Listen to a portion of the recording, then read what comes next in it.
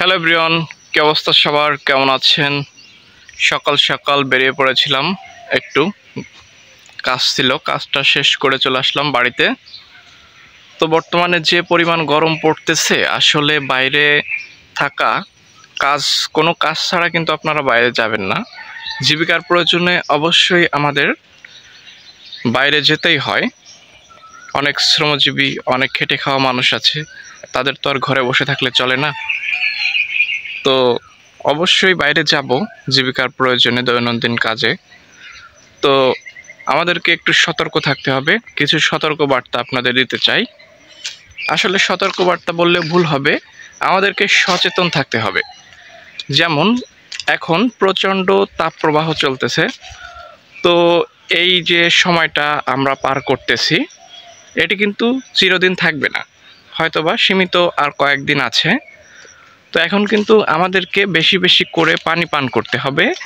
এবং আমরা যারা বাইরে আছি, তো আমরা অনেকেই একটা প্রচলিত ভুল করে থাকি। সেটি হলো, যেমন আমরা বাইরে গেছিলাম, বাইরে থেকে চলে আসলাম, আসার পরবর্তীতে ফ্রিজে রাখা ঠান্ডা পানি এসেই পান করে ফেললাম। তো এটাই হচ্ছে আমাদের সব থেকে বড় একটি ভুল।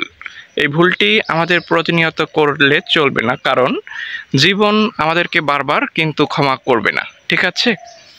তো এজন্য আমরা প্রতিনিয়ত এই সকল ঠান্ডা পানি পান করব না। বর্তমানে জানেন যে হিট স্ট্রোকের নামে অনেক মানুষ কিন্তু মারা যাচ্ছে প্রতিনিয়ত। তো এই হিট স্ট্রোকের একটি কারণ হচ্ছে এই অতিরিক্ত ঠান্ডা পানি পান করা।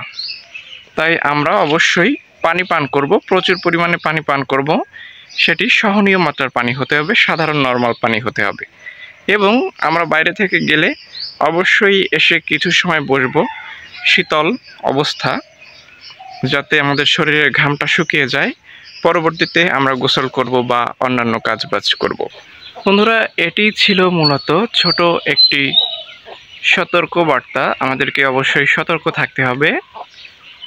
তো এখন অযথা আমরা বাইরে ঘোরাফেরা করব না।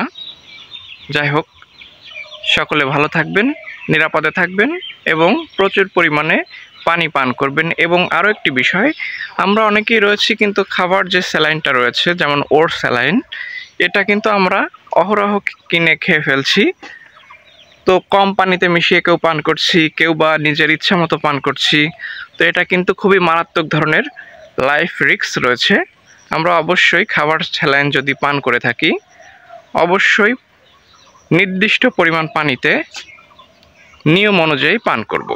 এটিকে আমরা সাধারণ কোনো জিনিস হিসেবে গ্রহণ করব না, এটি কিন্তু একটি ঔষধ, সেই অবস্থায় কিন্তু আমরা গ্রহণ করব।